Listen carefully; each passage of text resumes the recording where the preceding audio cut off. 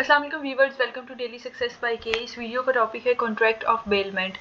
ठीक है, जो चीज़ें हम इसके अंदर डिस्कस करेंगे मैं पहले आपको आउटलाइन पढ़ा दूँ। प्लीज़ अपने पास ज़रा पेंसिल और नोटबुक ज़रूर रखिएगा। जो चीज़ें मैं कह रही हूँ साथ साथ लिखिए। आउटलाइन सबसे पहले इस टॉपिक की लिखिए और फिर उसके बाद आप इसकी जो इम्पॉर्टेंट रेलिवेंट इन्फॉर्मेशन है वो लिखेंगे।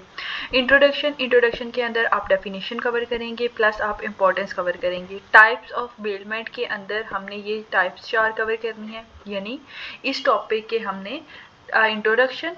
और मैं यहाँ पे सजेस्ट करूँगी कि आप जो रेलिवेंट सेक्शन की मैंने लिखी है ना, ये यहाँ पे आपको दिखेगा ये रेलिवेंट सेक्शन, यहाँ पे टर्मिनेशन का जो मैंने लिखा हुआ है।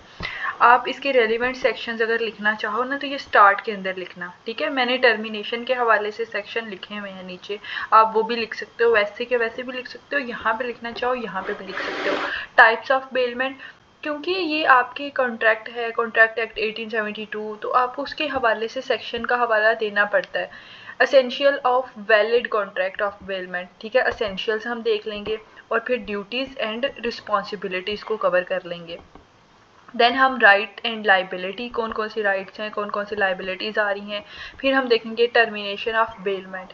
ठीक है, ये सारी चीज़ें हैं जो हम देखना इस वीडियो के अंदर आप लोग देखोगे।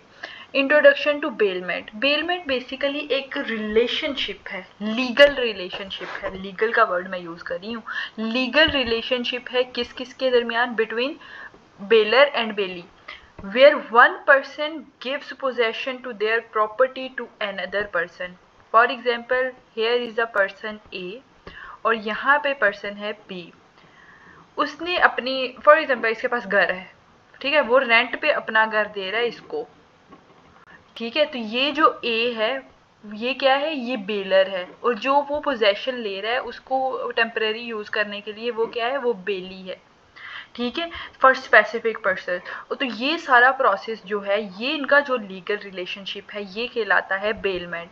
Bailment is a legal relationship where one person gives possession of their property to another person. जो पर्सन दे रहा है अथॉरिटी वो है बेलर, और जो ले रहा है वो है बेली। तो यहाँ पे की पॉइंट्स क्या है, baler is the owner of the property और बेली इज़ द जिसको टेम्परेरी पोजेशन दी गई है उस प्रॉपर्टी की। तो जैसे ही वो पर्पस फुलफिल्ड हो जाएगा तो फिर जो बेली है यानी जो किराएदार है उसकी रिस्पॉन्सिबिलिटी बन जाती है कि वो जो भी यूज़ कर रहा है वो अपने दोबारा से मालिक मकान को घर वापस कर देगा।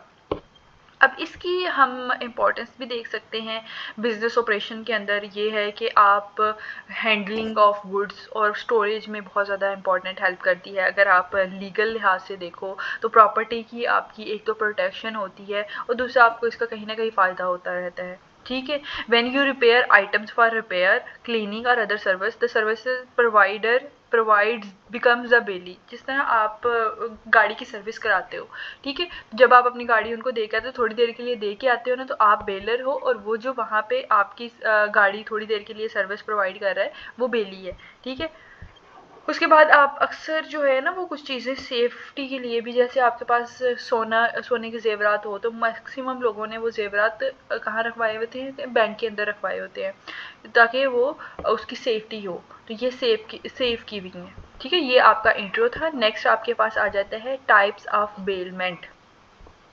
टाइप्स ऑफ बेलमेंट, हम उनकी टाइप्स देखेंगे। टोटल 4 टाइप्स हैं, तो वो पहले मैं आपको बता देती हूँ। एक है ग्रेटियस बेलमेंट और एक है बेलमेंट फॉर रिवॉर्ड। फिर आपके पास आ जाता है बेलमेंट फॉर सेल। देन आप आगे आओगे और वो है आपका बेलमेंट फॉर सेफ कीपिंग। ठीक है, अब आपको वो डिसाइड पढ़ाती हूँ मैं। What is gratuitous bailment? This type of bailment occur when the bailor gives their property to the bailey without any expecting any payment or reward in return.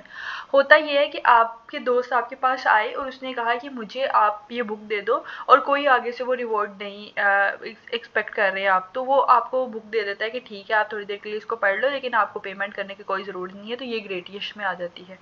ठीक है। बेलमेंट फॉर रिवॉर्ड क्या होता है, involve of payment और compensation. इसमें क्या होता है कि आप एक कंपनसेशन इन्वॉल्व है, यानी एक वैल्यू ऑफ एक्सचेंज इन्वॉल्व है दोनों के दरमियान। वैल्यू ऑफ एक्सचेंज हम बहुत देर से इनके अंदर पढ़ रहे हैं, इसको दोबारा से बताने की ज़रूरत नहीं है। बेलमेंट ऑफ फॉर सेल, आप क्या होता है कि एक नेक्स्ट पर्सन, जिस तरह से आप गए हो किसी टाउन के अंदर और आप वहाँ पे देखना चाह रहे हो कि कौन कौन सा घर खाली है। अब जाहिर है आप हर घर फिर के नहीं देखोगे, वहाँ पे जो रियल स्टेट ऑनर या फिर कोई भी बैठे होते हैं, आप उनके प्रॉपर्टी डीलर्स के पास जाते हो और वो आपको बताता है कि ये घर है, ठीक है, तो आप ये खरीद सकते हैं। या फिर आप अपना घर कोई सेल करना चाहते हो तो आप उनको बता दो कि अब वो वहाँ से गाहक ढूंढ के लाएगा और फिर वो आपका घर सेल करवाएगा। This is the bailment for sale.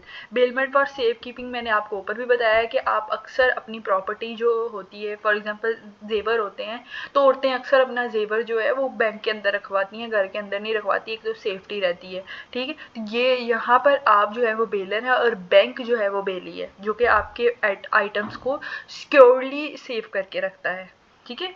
ये था आपके पास। आगे हम चलते हैं जी, essentials of the contract of bailment. ये मैं हाईलाइट कर रही हूँ येलो के साथ, essentials of the valid contract of bailment. तो वो आप अब देख लीजिए। सबसे पहले है कि आपके पास कोई ना कोई पोजेशन, कोई प्रॉपर्टी होनी चाहिए जिसकी आप ट्रांसफ़र करोगे। दूसरा, जो भी आप प्रॉपर्टी ट्रांसफ़र कर रहे हो उसका स्पेसिफिक पर्पस तो ज़रूर होना चाहिए, ठीक है। और जो बेली उस आपकी प्रॉपर्टी को थोड़ी देर के लिए यूज़ कर रहा है, उस पर होता है कि वो प्रॉपर्टी को आप एक पर्पस कंप्लीट होने के बाद वापस भी करेगा, ये नहीं कि अपने पास ही रख लेगा, ठीक है। अब हम देख रहे हैं ड्यूटीज़ एंड रिस्पॉन्सिबिलिटीज़ क्या क्या आ जाती हैं इन द कॉन्ट्रैक्ट। अब हमने ड्यूटीज़ देखनी है और रिस्पॉन्सिबिलिटीज़ चाहिए। अब वो ड्यूटीज़ के अंदर आपकी ड्यूटीज़ ऑफ बेलर भी आएंगी, ठीक है, कि उसकी क्या ड्यूटी है, और हमने ड्यूटीज़ ऑफ बेली भी देखनी है, ठीक है। दोनों को हमने लेके चलना है। जैसे डिस्क्लोजर ऑफ डिफेक्ट। अब जो बंदा अपनी प्रॉपर्टी दे रहा है ना, उसका फ़र्ज़ बनता है कि जब वो अगले बंदे को उस प्रॉपर्टी को थमा रहा है तो वो उससे पहले ये भी बताए कि इस प्रॉपर्टी के अंदर ये जिस तरह अगर कोई कार है, कार सेल कर रहा है, तो कार के अंदर कोई इशू है तो ये कार वाले पे जो उसका ऑनर है उस पर डिपेंड करता है, और उसकी ड्यूटी है कि वो बताए कि ये इसके अंदर इश्यूज़ हैं, ताकि उसको पहले से पता हो जो ख़रीद रहा है कि ठीक है इसके ये इशू है और इसकी मुझे क्या अमाउंट लेनी है, ठीक है। डिस्क्लोजर ऑफ डिफेक्ट करे। फिर उसके बाद दूसरा ये है कि पेमेंट फॉर सर्विसेज के लिए वो पेमेंट उसको ज़रूर दी जाए, क्लियर इंस्ट्रक्शन भी दी जाए, ठीक है। ये तीन तो होगी ड्यूटी बेलर की। अब बेली की देखते हैं, उसने जो प्रॉपर्टी ली है उस पर फ़र्ज़ है कि वो duty of care, reasonable care रखे उसकी प्रॉपर्टी को जब तक वो उसकी पोजेशन के अंदर है। यूज़ ऑफ प्रॉपर्टी करे सिर्फ उस पर्पस के लिए जिस पर्पस के लिए वो एग्रीमेंट हुआ है, और जब जैसे ही वो एग्रीमेंट ख़त्म होता है तो वो प्रॉपर्टी उसको वापस कर दे। और कोई भी the bailee must not dispose of or transfer the property to another person. यानी अगर मैंने आपको गाड़ी दी है टेम्परेरी पर्पस के लिए, तो अब आप उसको आगे किसी और को ना दें विदाउट माई परमिशन, ठीक है। मेरी परमिशन के बगैर आप आगे नहीं दे सकते। ये थे। फिर हमने ये तो हमने देखा है अभी ड्यूटीज़ एंड रिस्पॉन्सिबिलिटीज़। अब हम राइट्स एंड लाइबिलिटीज़ देखेंगे बेलर की। Rights and liability of bailors, let me just highlight it with green ताकि आपको इसकी ये रही है। राइट बेलर की देखेंगे राइट्स एंड ड्यूटीज़, और फिर हमने किसकी देखनी है, लाइबिलिटी होगी, राइट्स और ड्यूटी, और फिर उसी के बाद सेम एज इट इज़ हम rights and liability of belly उसको देखेंगे। बेलर और बेली का कॉन्सेप्ट मैंने शुरू में ही आपको बता दिया हुआ है, ठीक है। राइट्स क्या क्या आगे हैं आपके पास, इसको ब्लू से हाईलाइट कर लेते हैं, ठीक है। राइट्स ऑफ बेलर, क्योंकि इसमें हमने दो चीज़ें कवर करनी है, one is right and other is liability. तो फिर पहला क्या है आपके पास, right to return of property, कि आपके ये आपका ये हक है बेलर का। मैंने अगर आपको गाड़ी दी तो मेरा हक है कि आप मुझे मेरी प्रॉपर्टी वापस कर दे। और फिर मेरा ये हक है कि मैं अगर आपको घर पे किराए पे घर दे रही हूँ तो मेरा हक है कि आप उसकी मुझे पेमेंट ज़रूर करोगे, ठीक है।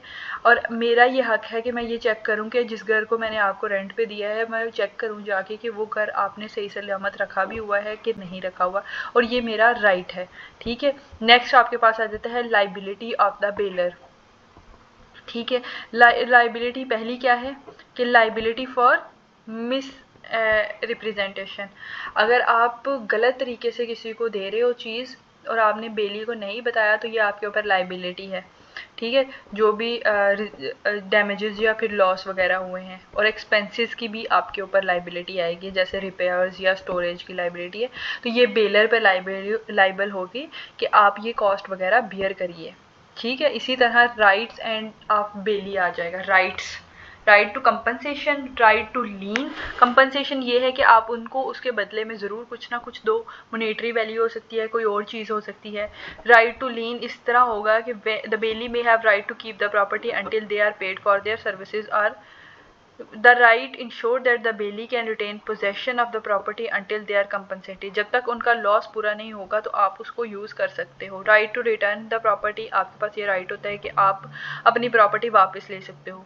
लाइबिलिटी मतलब आप अपनी प्रॉपर्टी को वापस करोगे। लाइबिलिटी ऑफ द बेली जो है वो ये है, liability for misuse. The bailee is liable if they misuse or fail to properly take care of the property. मतलब वो लाइएबल होंगे जब वो प्रॉपर्टी को प्रॉपरली यूज़ नहीं कर सकेंगे, ठीक है। लाइबल फॉर लॉस और डैमेज, ठीक है। अगर आप ने जो किसी से प्रॉपर्टी ली है, उसको आपने गाड़ी ली है फॉर एग्जांपल, उसको ठोक दी है, तो उसके अंदर जो भी नुकसान होगा आप लाइएबल होंगे कि आप वो नुकसान की भरपाई करेंगे, ठीक है। अगर the bailee is liable if they dispose of the property without, अगर आपने नहीं की किसी से इजाज़त लेके आगे वो ट्रांसफ़र कर दिया प्रॉपर्टी, तो भी आपके ऊपर लाइबिलिटी आ जाएगी, ठीक है। नेक्स्ट है आपके पास टर्मिनेशन ऑफ बेलमेंट, ठीक है, termination of bailment by completion of purpose.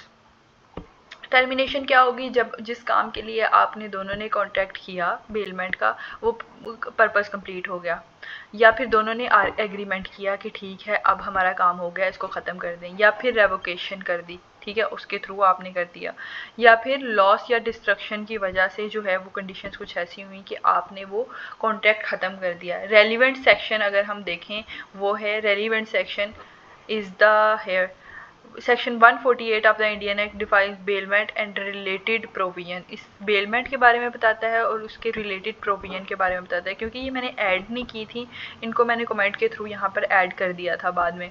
Section 148 वहाँ पे क्या डिफाइन किया जाता है, the delivery of goods by one person to another for some purpose upon a contract that this shall when the purpose is accomplished be returned or otherwise disposed of according to the direction of the purpose delivering them। Rights और duties बताई गई हैं, बेलर्स की right क्या है और बेलीज की duties क्या हैं, और उनकी कंडीशंस बताई गई हैं सेक्शन 148 के अंदर। आप इसका स्क्रीनशॉट ले सकते हो। बाकी अगर आपको इसके नोट्स चाहिए तो वो मैं लिंक आपको डिस्क्रिप्शन बॉक्स में दे दूँगी। इस सारे सब्जेक्ट के जितने भी टॉपिक्स हैं वो आपको मिल जाएंगे 300 रुपीज़ में। आप अगर चाहते हैं तो मेरे साथ कॉन्टैक्ट कर सकते हैं थ्रू द लिंक। ओके, बहुत सा ख्याल रखें। अल्लाह हाफिज़।